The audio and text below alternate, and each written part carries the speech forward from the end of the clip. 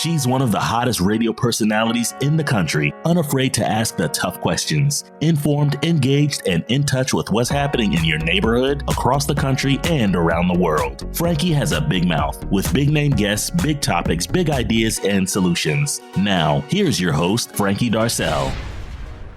And welcome back to Frankie Has a Big Mouth. That's right, with big guests, big ideas, big thoughts, and big solutions as well. I'm so excited about this conversation, somewhat out of my element, but I like to be out of my element because I believe it gives an opportunity for me to intellectually, socially, and professionally grow. We're going to talk about the level of responsibility recording artists, those who are impacting our community. And when we look at the violence in our community across the country, you've heard the term, which I just learned about recently, the drill music, which is real music, right? Real music started in Chicago, and it is just, quickly become yet a new term in the rap game. Had a conversation with one of my guests prior to and said, well, what is the difference between drill music and gangster music? We're going to talk about that coming up. But more specifically, we're going to talk about the level of responsibility each of us, myself and my guests,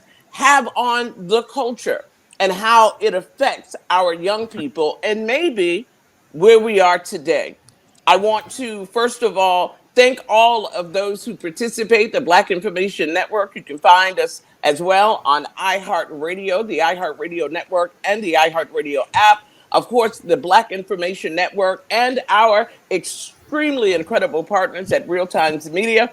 I definitely want to shout out the Atlanta Daily World, the Michigan Chronicle, the Chicago Defender, and the new Pittsburgh Courier. So strap it up because we're going to have an engaging conversation today. No holds barred, and please bear with me as I seek understanding. Let me introduce my guest. First, I want to invite, he is a poet, as well as a rapper, does so from a positive side. Andre Saunders is my guest. Andre, wave at everybody and say hello. I also want to welcome back, and always want to welcome back on the show. Great to have as a guest weekly. He is a political strategist in DC, also a partner in a political strategy company. In addition to that, he loves the game as well. Duron Marshall, always good to have you on the show. Hello, Frankie. Good to be with you.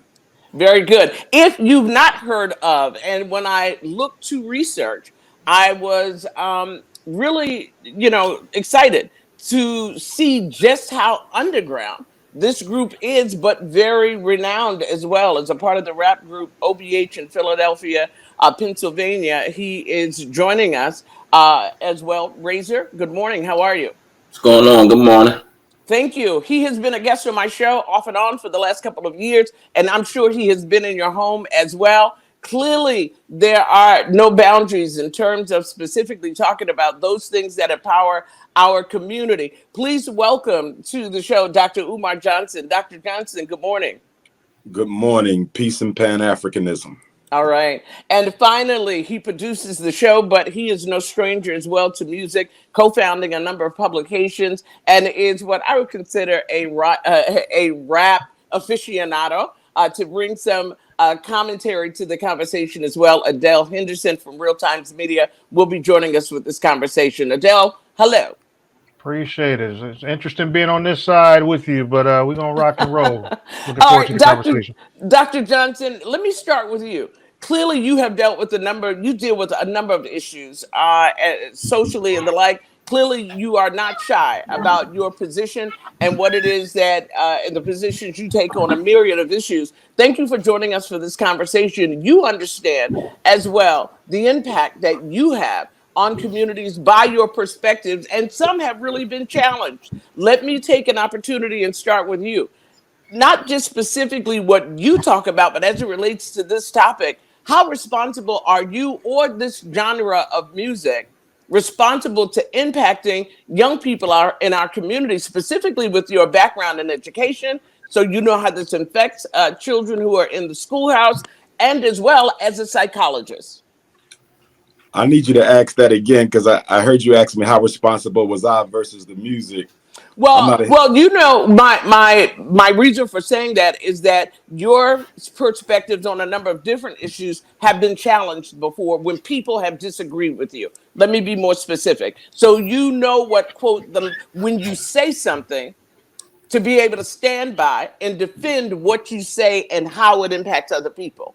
To this particular topic, how do you believe being in education, working with young people and being a psychologist, that you believe drill, rap music affects the culture and the young people that you see and work with? Well, gangster rap, period, has not served Black America well. Hip hop artists didn't create violence. They didn't create the gang culture. They didn't create the penal institution. But their responsibility lies in the fact that they do glamorize it. And from a psychological standpoint, music is very influential to the way people feel, is very influential towards the way people think, and of course is very influential towards the way people behave. And so our hip hop artists who engage in negative content in their music have to be held accountable for the glamorization of negativity and violence in the community.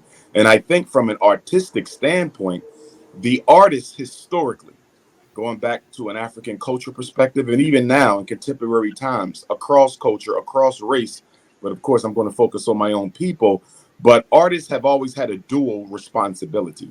They're responsible for reflecting their reality, which I think gangster rappers do a good job of doing, but they're also responsible for projecting a new reality. So the job of the artist is not only to inform, but it is also to inspire, to take us to where we need to be. And on that side of the equation, with regard to inspiration and projecting a new reality, our gangster rappers have failed our youth.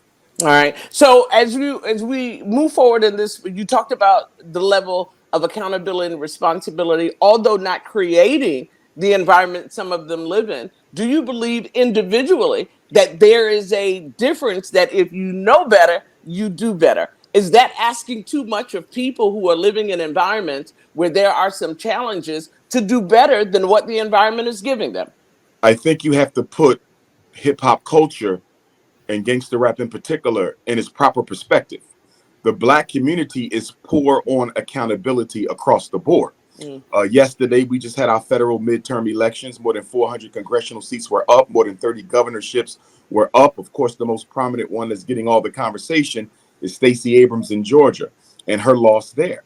And I think a lot of Black people did not turn out to the polls yesterday because the Democratic Party and the Congressional Black Caucus and Black candidates in particular were very soft in their political platform with regard to what they were specifically going to do for Black people, not for minorities, not for people of color, but for Black people. When we look at the Black church, they have not been accountable to the Black community. Black businesses have not been accountable to the Black community. Grassroots organizations often cannot be accountable because they're funded by entities outside of the community, in many cases are hostile to the community. So our young people, to some degree, in their defense, cannot be held more accountable than any other stakeholder in the Black community. We as a people are not responsible towards one another. And I think gangster rap is a symptom of that rather than a cause. All right, let me go to you, Reza. You're a member of OBH, not shy at all.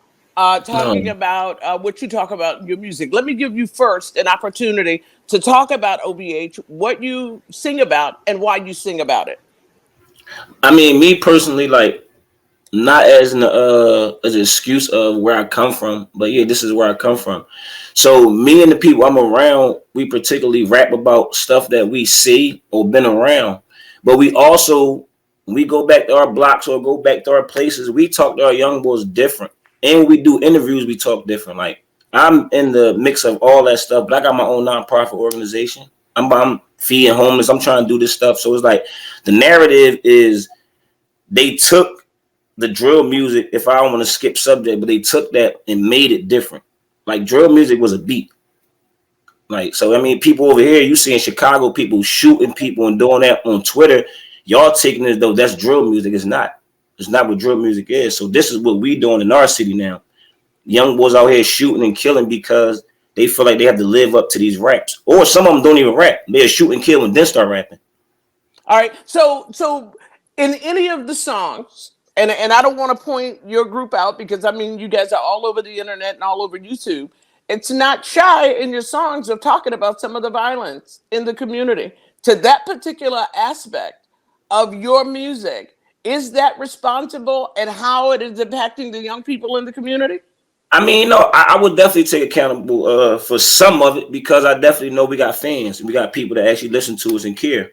But that's why when you get on platforms like this, you give out the direct image of what it is. You don't just, let them think that, no, this is what we're doing every day. This is how we're doing. No, we're rapping about stuff that we did or we seen, but we change. Everybody get to change. Everybody get to do better than what they did 10 years ago, 5 years ago, whatever it is. But the message would be different now. Even me, when I do music, I don't rap the same as I used to rap about the same stuff because I'm not actually still doing them things. So now it's different. Like, all right. Can you do both, Adell? Can you, on one hand, say I've got 1 foot in the door, 1 foot out the door? You know, for the artists that you talk about, Razor talked about the drill music, which has been, really for mainstream, popping up the term drill music.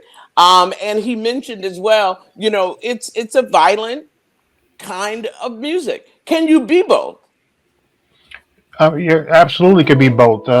Just the same way that Come in many on, y'all. ways. I'm not gonna let y'all skate on this. We're gonna have a Hip hop, conversation. People are watching. You can't okay. do both. Let's have some real conversation here. Yes, Jump you in can when you do want both. to. You can't be talking about shooting somebody on one end and then you taking them a turkey for Thanksgiving. Let's keep it 100. Come on. Go ahead, Adell. So it's no longer art.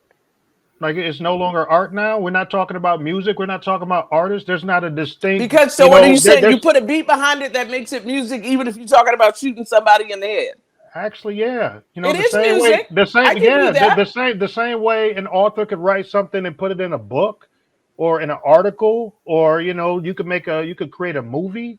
I mean, it's music. There's a difference between Curtis Jackson and 50 Cent. There's a difference between Calvin Brodus and Snoop Dogg. I mean, the thing is, and for this conversation, the impact that it has in our community and how it impacts our young people.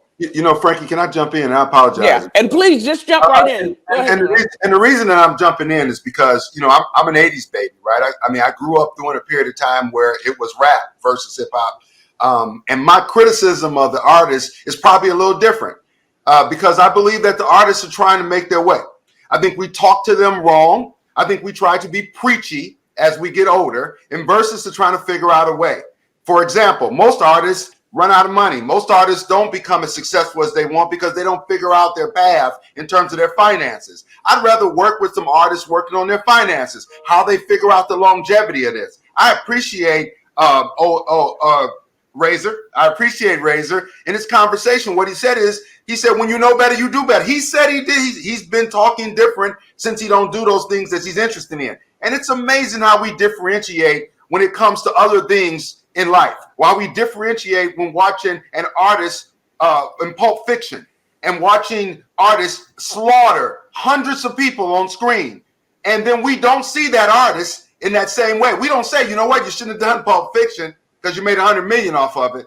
And you shouldn't have done that. And by the way, what you were in Pulp Fiction, you that same guy. I can't see how you come out and do an interview. I believe the artist is different. And I believe that the artist has the right to express themselves differently and maturate in terms of their conversation. All right. Andre Saunders is joining us as well. You come from a different perspective. And then Dr. Umar, I want to come to you. You come from a different perspective in terms of a poet, and you talk more positively. Why do you do what you do? Yes.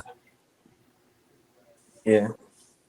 I feel like I'm an inspiration to the youth. My voice is important. Like I come from the same environment that pretty much probably everybody on this conference comes from.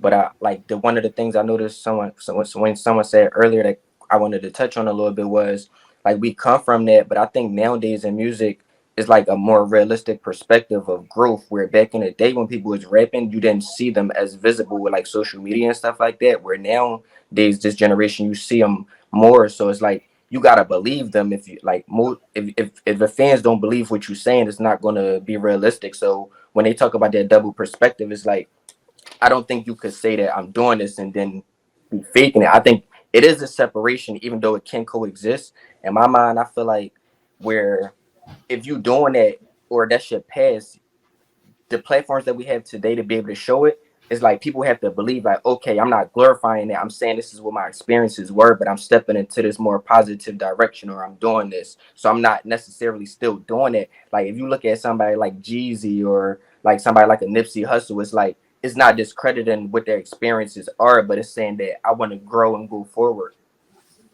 All right, let me come to Razor, and I apologize, Dr. Umar. I want to come back to you because part of the drill music culture, and Andre just mentioned it a second ago, the advent, Duron, different from the NWAs and some of the people you mentioned some time ago, is that in addition to what is being said, it's being shown visually. It's in some cases in the moment. Some of the retaliatory shootings we see in our community is a rap song that's a drill or rap or drill music while they are committing the crime.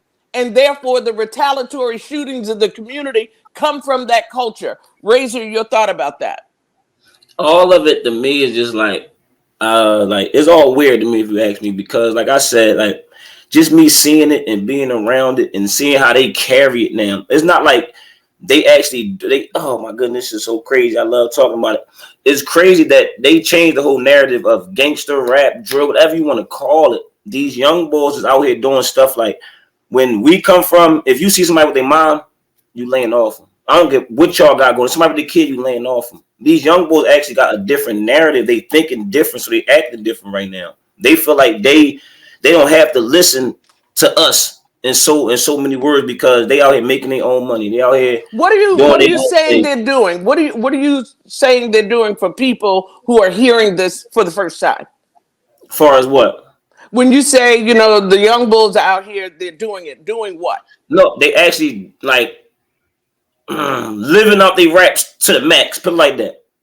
Like when we rap about it, we're not actually going outside shooting nobody. Like we're not actually doing that. This is gangster rap. People like to hear what we. I mean, so are you suggesting they're talking about shooting people or committing a crime? That was just part of the creative of having what you guys were talking about doing, because I think in looking at doing some of the research, you guys own the whole neighborhood or at least the block. Don't come on this block because you're gonna get dealt with. I mean, but I'm sure people still didn't come on that block. But you're saying now, don't come on the block, but they're actually going on the block and they're putting it out there on social media. Yeah, these young boys actually like they more brave than ever, and it's like to the point now you gotta understand you can make $10,000 to $20,000 off a rap song by actually shooting somebody, getting in the beef. So the young boys know that now. They know, I can do shows. I can just go shoot somebody, make a song about it, and I got a wave. So when you say a wave, that means that people are picking up on it. Yeah, and they get a buzz, they get their buzz, they get their name up. So now people paying them for et cetera, et cetera. But that's only built off now you actually have to live what you rapping about. Now we're talking about how it's impacting our community, how it's impacting other people, and you talking about the recklessness of this generation of people who are now doing some of what others did before, and we're reading about it on the 5 and 6 o'clock news. Dr. Umar, yes, go ahead.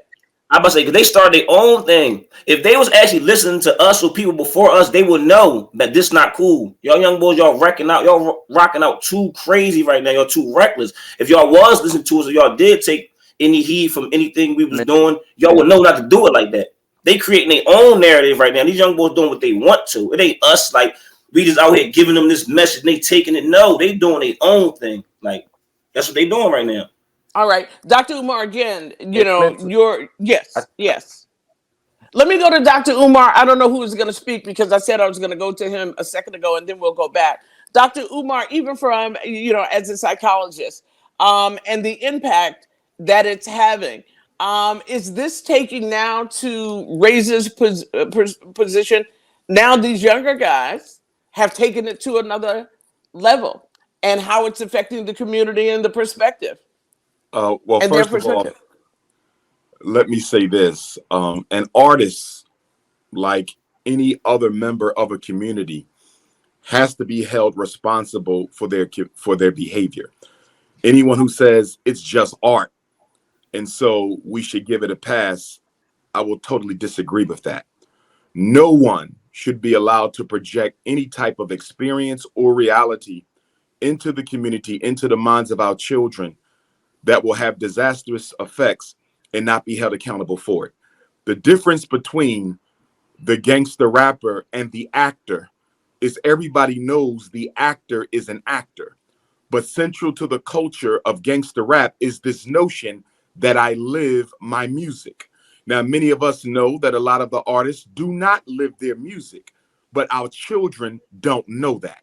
And so keeping it real as an aspect of hip hop culture demystifies it away from art into a projection of real life and behavior.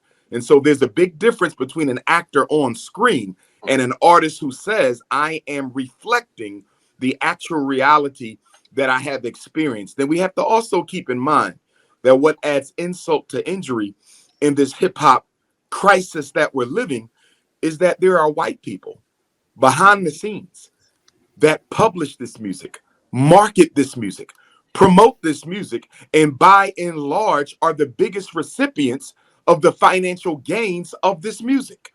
The Black community does not benefit financially from gangster rap, although it is the most influential musical genre on the planet. And from a political standpoint, we need to be very clear about something, and that is that the Black male in America is the only man in the history of humanity who can be credited with the destruction of his own public image. I would argue that gangster rap has done more to criminalize the image of Black men in this country than CNBC, than the Wall Street Journal, the New York Times, CNN. You would be hard pressed to find another aspect of media that has done more to destroy the positive image of Black men than gangster rap. And the fact is, it's being promoted. Can I make a statement? All right, great. I'll start with Duron. Let's have the conversation. I'll start with Duron. Feel free to engage. Let me finish my point. And please go. Go ahead. Finish my point. Go ahead, Dr. Johnson. Let me finish my point. Black men are supposed to be the keepers of the culture and the custodians of discipline in the Black community. As men, we have to set the tone of what is acceptable and what is not acceptable. I don't believe we reject our artists. I do believe we sit down and nurture them. But Black men have to be held accountable for the fact that we have let the gangster rappers influence 2 generations of Black boys into destructive behavior. Are they alone? Absolutely not. The school system plays a role. Mass incarceration plays a role. Criminal justice plays a role. The lack of accountability and effectiveness of the Black church, the Black politician, the grassroots leader. Everybody plays a role in this. They're not alone. They cannot be made a scapegoat. But are they contributors? Yes. And have we allowed them to get away with it for far too long? Absolutely. All right, Duron. I'm just going to say this. I appreciate overwhelmingly what the brother just articulated. But I got a slightly different, and I'm a political scientist as well. And so I got a slightly different tint on what you said. You said that actors are seen as just actors. Well, you couldn't tell a whole generation of folks who followed Scarface. You couldn't tell a whole generation of folks who followed American Menace to Society. You couldn't tell a Menace to Society, Boys in the Hood, or New Jack City. That they were just artists. Matter of fact, they emulated what they seen on the screen. Many of our artists have watched what they seen on the screen and put it on the streets. So we can't differentiate that. I appreciate what you're saying relative to how artists should be responsible, but we're not going to let anybody off the hook. I'm not about to let an actor off the hook for acting and being in many cases a Bojangle that we complained about, but we're not going to complain about the gangster that acts. And we don't going to think that the gangster that acts, the Denzel that's very popular, it doesn't emulate in the streets more than an individual artist from a particular neighborhood. Who did Tupac? Tupac died. got killed, along with Biggie, along with the whole generation of actors. Of artists. Many of those artists just didn't get slaughtered because of what they were saying. It was because of this persona that was being presented. This tough black man in the hood that was being funded by, in the 80s, Reagan and a drug program that was pushed into the community. There's several factors. I'm not going to take an individual artist and talk to that person as they're responsible for the culture. The culture is responsible for, just like other cultures, watching other tentacles that affect the behavior of our community. I got a son and daughter. I got a son that raps as well. He's influenced, but my son works every day. He has a family. He does what the rapper. What type of content does your son engage in, good brother, if you don't mind? What type of what is his content? What is his narrative? So he's good point. Of course, my son is more of a positive. He's rapped the street before, but he's maturated, just like Razor said, to talk more about his family, positivity. And in many cases, he talks about gaining wealth, getting some things. Yeah. And part of the reason he does that is because he has you in his life, correct? Or you're not a positive totally influence? Agree. Absolutely. Many of our brothers who are on the street rapping, many of our brothers don't have a father figure. And I think that we as black men, collectively as a population, we have failed our young men. Because truth be told, if we were on our job, I don't think gangster rap ever even gets created. I think hip hop remains a positive genre of music if black men remained in the lives of our sons. But one of the things that we did do that detrimentally contributed to the rise of gangster rap is we abandoned the hood. We abandoned the inner cities. You don't see dentists living in the black community no more. You don't see doctors and lawyers and business owners living in the black community anymore. The reason these hip hop artists have so much influence over our boys is because professional black men have abandoned them. If professional black men were still present in the black community, the impact of gangster rap would be significantly lower than what it is. And that's why I'm laying the responsibility at our But President, hold on. Let me give Razor an opportunity to respond. Then I want to go to hold tight, Razor. I want to give Razor an opportunity to respond. Dr. Umar, then I'm coming to you, Adell. And if you could just be very specific, but go ahead. I'm sorry, Razor. That's okay, Razor, because I wanted, because we're talking about. Okay, great. Adell. Adell. It's me. Yeah, so Jay-Z has a line, Scarface, the movie, did more than Scarface, the rapper, to me. It's like, man, we can't, there's no way we could just put things in a specific box and just say, okay, these are the things that we can't do when it comes to music, but everything else is cool. Dr. Umar, you bring up a lot of amazing points. It's like, yeah, we have a lot of work to do, but this is far beyond hip hop. And I'm glad that you definitely talked about a lot of it goes to the household, a lot of it goes to the church, a lot of it goes to, society and the schools. But the thing is, it's like, what we're able to see Snoop do now. It's like at one point in time, young Snoop, used to talk crazy, but it's like we've been able to see Snoop evolve. We've been able to see Jay-Z evolve. Let me be the angel's advocate. Go ahead. Okay. It's so much more than that. So just to go, it's not even realistic to say, okay, these are the things that we can't do. It's like, how many things as black men do we have on a list to say what we can't do? As opposed to everybody else can do this. It's cool for every other culture. What do we mean by everybody else? I don't care about everybody else. I care about the black community. But the thing is, we're also influenced by Scarface, The Sopranos, Goodfellas. It's like, so they can make those songs or those movies. That ain't the point. The point is, what should we be doing as black men? And what are the rules? What is the code of behavior? I don't care about Scarface. He's not in the black community. The Sopranos are not being affected by what's happening in the black community. As black men, we should be articulating a code of behavior. That's all I'm saying. I'm not saying scapegoat the rapper. I specifically said we should not scapegoat the hip hop artist. But where is the code of behavior that we as men should be setting for our young men? That's the question I'm asking, and I don't hear it being answered. You say setting the code. Wait a minute. You say setting the code as men, right? Hold on. We're going to give you a chance to answer. Let me start with you, Razor, that you've got your thought back. Go. When you say the and we from the same neighborhood, by the way, Razor, just so you know, we from the same neighborhood. Go ahead. No, all day long. I know exactly who you is. I know exactly, bro. All day. Like when you setting the tone, is like the gangster rap and us setting the tone. Not even us, but people before us, y'all or before y'all. It has to be around because it's limitless in jobs and anything, doctors, whatever you're trying to be, to set that tone for the next generation. It wasn't there for them. So they had to be in the streets. They had to sell the drugs. So now you giving this image to the people that's under you because you have to do it. They're not giving you a job here to feed your family. So you know you got to take it to these streets. Like, you know what I'm saying? So now you selling drugs and your kids seeing it. It's not in a bad way you giving that image, but you have to. Where we come from, it had to be like that. Not like saying like it had to, because my dad could have went to college and blah, blah, blah, however it go, but he didn't have them outlets. So he did what he had to do so I seen that and I took that in the perspective. But I'm quite sure my dad would have wanted me to do better, or he could have did better to raise me better in any type of way, but he didn't have that outlet to do it. Yes, sir. Let me ask you a question, Ray. Yes, go ahead, Umar, and then I'm going to Andre. Go. Here's my question for you. From a visionary perspective, the leading cause of death for Black men in this country are one another.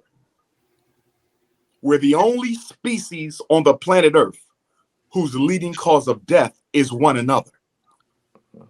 My question for you as a young brother, looking towards the future, when do we turn the corner and how do we turn the corner?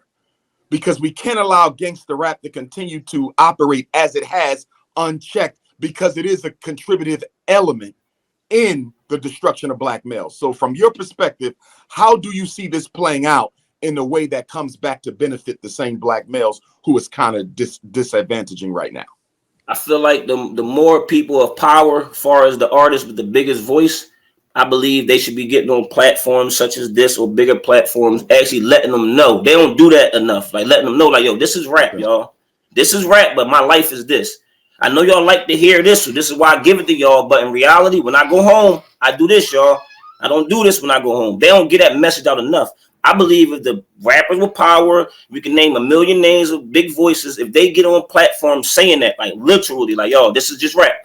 Let me let y'all know, the people that's inspired by me, that listens to me, let me let y'all know this is rap. When I go home, I do this. I think that's a big step. Can we ever in other change words, the that content? It's a movie. Can we ever change the content? I agree with you, young brother. What about the content itself? When do we divorce ourselves from that violent, destructive narrative? Can we do that? You know, it's sad to say, right? And this is the saddest part, because I agree with you. We can, but we can't. Put it like this: if you change the content, everybody money go down. Everybody's feeding their family, making the millions off the content, it goes down. Not saying that money is everything. We're not saying that. I don't want to make that the thing neither. But in reality, if this content is not all the way given out, you're gonna lose that aspect of rap. Now you're gonna have your J. Cole, you're gonna have your artists that still people gonna love. You're gonna have them, but everybody can't be a J. Cole. You're gonna need that. Somebody in the streets might want to wake up and hear that 50 one day. Like, you just want to hear it. It might just be a vibe you want to be on. Not saying you have to go out and do that, but vibe music give you different vibes. All right. So, Dr. Umar, we've got about just over 10 minutes to go, but I want to come some of the other brothers speak. And I want to come back to you. Andre, you've been waiting patiently. Go. Yeah. One of the points you said, I kind of agree with, but I think that's the purpose of challenging ourselves. It's like, of course, people want to hear that, and we need those voices, but not only challenging ourselves. Like, I know he's a hot topic right now, but like, if you look at how Kanye was when he first came in, he was an outsider. But look how people glorified him years down the road and appreciated him as an artist, and music started to change. So it's like opening those doors. It's like once you let somebody in, it becomes more prevalent. Also, I want to say too, it outside of just the artists, it's about the supporting and loving each other to promote those images and voices and narratives and things like that. And also the platforms such as radio and the stations that play this music and show this music is like, not saying to take away those negative things, but if you shine more light onto positivity, more people will want to go into that direction. You feel what I'm saying? All right, great. So as I'm doing my research as well, and I'm going to come back around, as I'm doing my research, and I'll leave this nameless, but there was a label that was interested in signing your group with another member, right? And as a result of that, Razor, the artist, Swiss Beats, made the phone call, said, hey, love to get you on the label. To your point about the glorifying of the level of violence, the handguns and the like, because Swiss Beats kids, I'm sure, don't live your lifestyle. They surely ain't in North Philly, but would sign your group and benefit and make money from it, right? And something key you said, and you talked about it as it related to the young guys, as you referred to as young bulls. The difference to a degree, just on this one issue, that they see it, they believe it, and they act out on the behavior of what they're hearing immediately. And then it is an issue on social media. That's one of the areas of understanding I'd like. And then you say, but you tell people, I'm rapping about shooting and killing people and slinging drugs, but it ain't real. That doesn't sell to people who believe it's not authentic. Because the whole idea is for it to so-called be authentic and real. Anybody can respond. You know what, Frank? Man, this is a great conversation for 100 different reasons. 5 brothers with a dynamic sister don't have these kind of conversations. So the community doesn't get this perspective often. So I appreciate everyone. And to the brothers' position in terms of how we communicate this to the younger brothers, I'll be 60 this year. I'll be 60. And there's a responsibility I have to talk to the 30 and 40-year-olds. Not to go down to the teen, because if I talk good to the 30, 40-year-olds, they'll talk to the 20s and the teens. I think there's a chain link that as brothers, we need to create again. There's a lot of old heads who have a lot of good information, but the times have changed, and conveying that information is a challenge just because the time has changed. I think young brothers are out here trying to do their best. Many times they lose their way because of what the brother said. You don't have parental support. I grew up without a father, but I made a choice. Life is about choices. We have to decide what we want to do. I want to talk to brothers. We all have different perspectives, and I think it's important to be in the room, but I want to talk to a brother how you start that career and have longevity to it. I want to talk to you like someone had to have a conversation with Cardi B. She's no longer a stripper. She no longer have those same conversations. She sits in a mansion now. But somebody's having a financial discussion with her about her longevity. I would love to have that conversation with young brothers right now so we can get out of just talking about what happens and matriculates in the streets to how you have longevity, because getting out of your current situation helps more people to think that's what I can do. Regardless of what I'm rapping about, I can mature. All right, great. Adell. The thing is, hip hop has always been a reflection of what's going on in our communities. And the thing is, in our communities, we have all different types of people. Sometimes you got people that's on a level to where they're not feeling that great. Some people, are in a mindset or in an environment to where they feel as if like I have to sell drugs or do something illegal in order to get to the next level. The thing is, there's so many different layers when it comes to music. And it just sucks that, hip hop music, gangster hip hop, all of that just gets such a bad rap. It's a part of our reality. Sometimes you got to meet people where they are. It's not a part of my. It's a part of our community. It's a part of a lot of our communities where a lot of us come from, and so many of us rise up out of that. But we and the question becomes, Adell, it doesn't exist. No. It's real clear that it exists, and this is one of the reasons why we're having this conversation. And I want to make sure that we stay focused, and absolutely from a creative, people believe what you do, be it on stage, what you do, be it, in music. But the level of responsibility that some would say is greater than making a record when it is killing people, specifically speaking to that issue of young brothers in our community. I'm going to go back to what Razor said, that you sing it, you write about it, or you do it, you write about it, then you act on it, and it does 2 things. Sends one young brother to the prison and one to the cemetery. How do you justify not being held accountable into our community for that? The thing is There's always been a balance when it comes to music. There's always I'm been not a talking balance. about the music. I'm talking about the content, Adele. Okay, but How do you justify that content? So okay, cool. So now we're back on content. Cool. So all right, the same way we need to have a conversation about the music, have a conversation about the authors, have a conversation about what's in TV, have a conversation. But we're not talking about TV. We're talking about rap. But that's Right. what that's Talking about authors. And if there's no answer, there's no answer. But bro, it has to be a balance, man. We It has gotta to be do a it, like, balance. I There's get what- never for The me going music to is be more a balance. influential than the artist Right. and the actor. Okay, get but what are you're you saying. actually? But the They thing get is, on are the you actually platform, trying let to it help. reach certain people? Because the thing is, you could come. We cannot be afraid to hold young There's men nothing wrong accountable with that. There's and to nothing teach wrong with them that. and redirect them.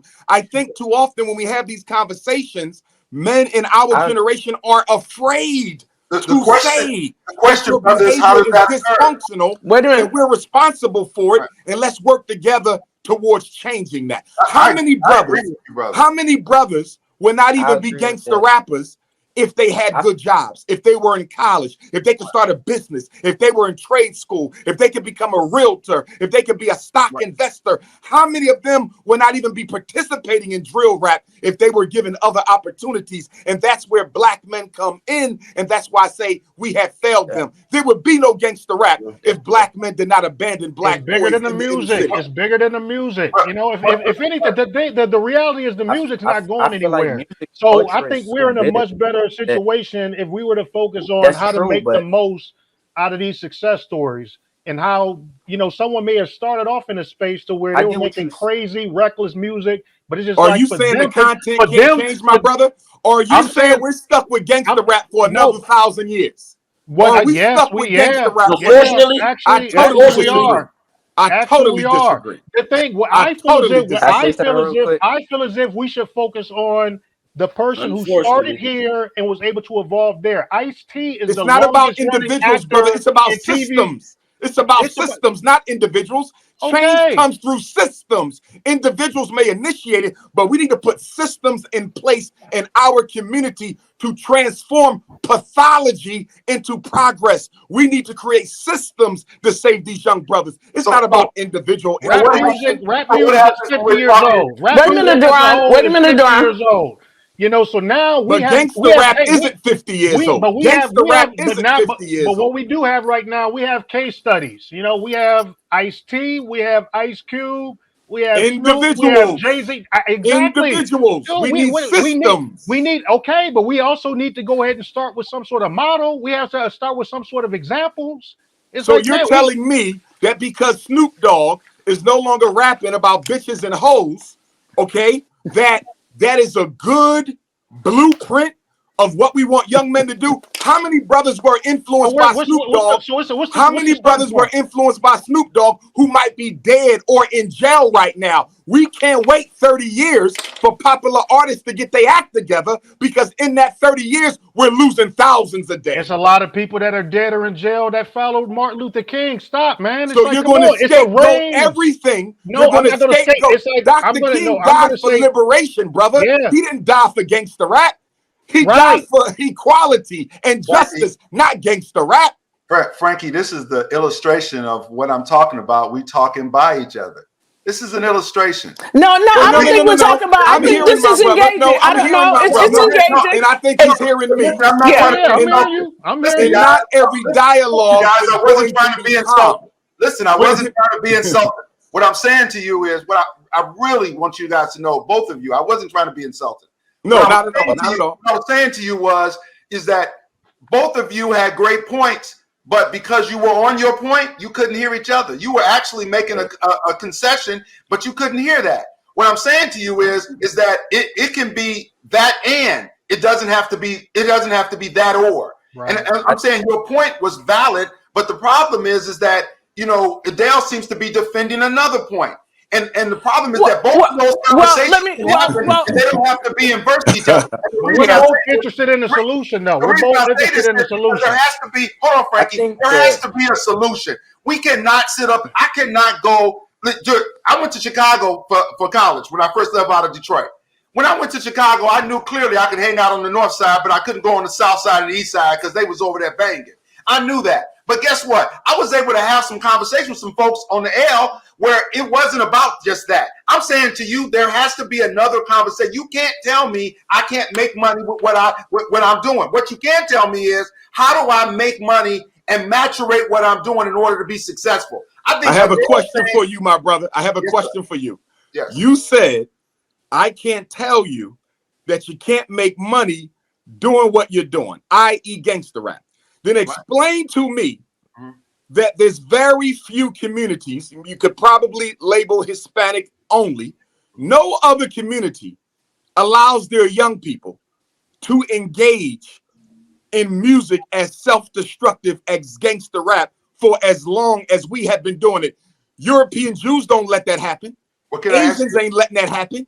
Arabs ain't letting that happen. Native Americans ain't letting that happen. East Indians ain't letting that happen. We are the only population of men who will make excuses for our young men to continuously contribute to music that we know glamorizes self-destruction.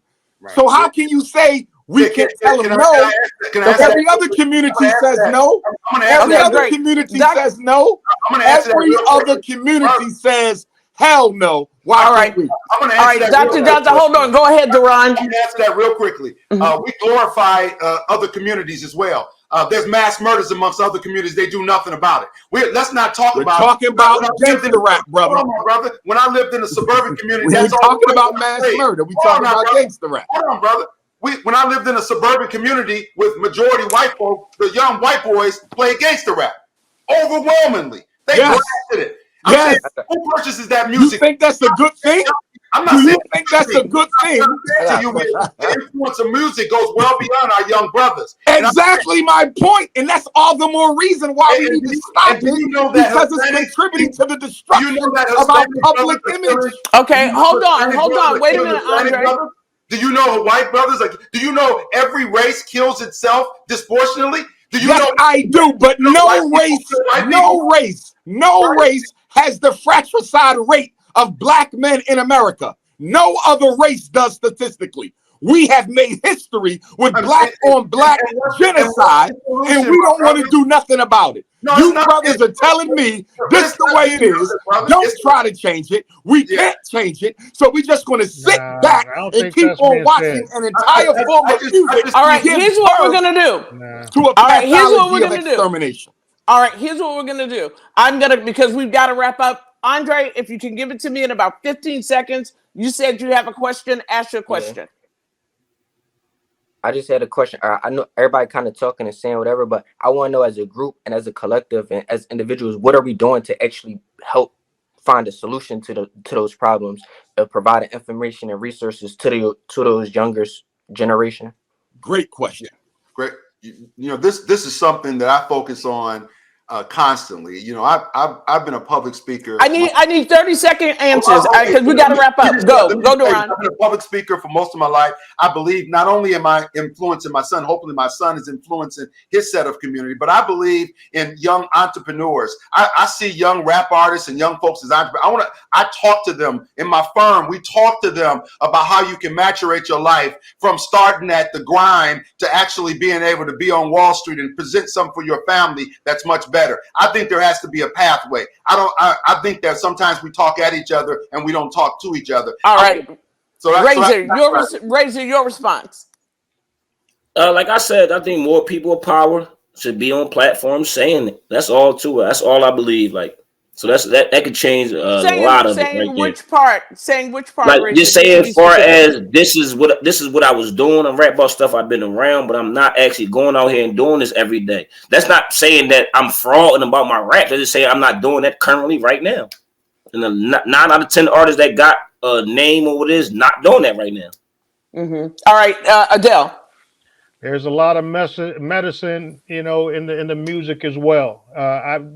I stand on, using those that have made it out, that started off in a place to where, they weren't talking about the greatest things that were happening in the society, and they may not have been the most encouraging or the most positive, but the ones that evolved, it's like, let's have the conversation with them. Like, what did you do? How did you strategize? Why are you still around? How are you winning in business? And it's like, I think that's a starting place. That's what I believe. All right, great. Thank you for that. Dr. Johnson. I want to say I appreciate all the brothers' perspectives, and sometimes when we conversate, we can get passionate, but passion is not anger, and we need to understand that. What am I doing? I'm working on 2 schools right now, the Frederick Douglass and Marcus Garvey Academy, which will be America's first independent school for Black boys based on the principles of Pan-Africanism and international economics. And I just think we have to unify, create systems. Black men have to give back and go back to the Black community. All right. I want to, just from the conversations that I've had, this conversation in particular, the immediacy of the response.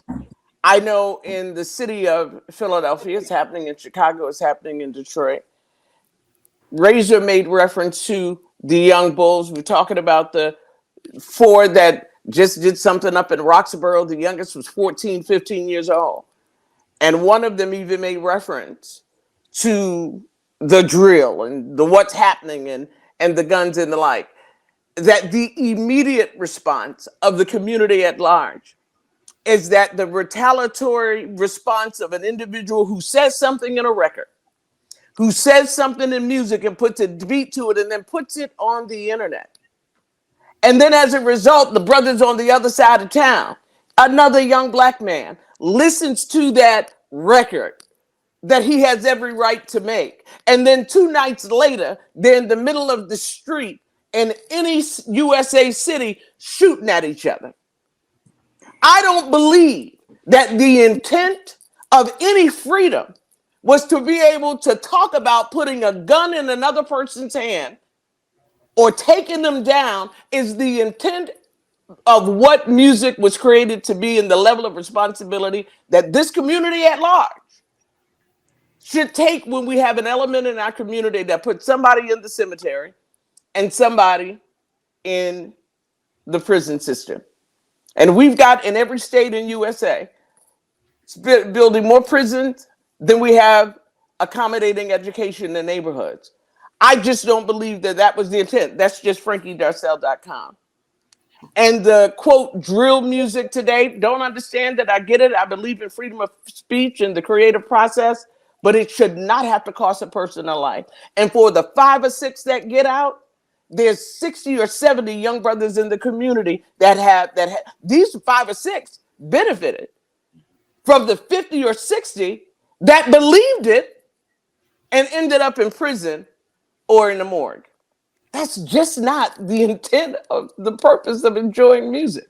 This is a conversation that we're supposed to have. I'm going to go around the clock, give everybody about a minute and a half as we get ready to wrap up this discussion. Reza, I'll start with you, my dear. Thank you for your authenticity. Understand even the debate is healthy. We cannot change anything, even when we agree to disagree, but we have to be able to have the conversation. I appreciate each and every one of you for doing it. Thank you for your authenticity, Reza. I'd love to have you back on again. Your closing comment. Definitely, man. Really, man, I'm just happy that this conversation happened because, you know, I got a good perspective from y'all and I learned stuff too just now. But hopefully this conversation, and when I promote this on my page and my fellas promote it, hopefully that can reach a couple people. And, you know, as I said, certain voices on certain platforms could help. All right, great. I appreciate that. Andre.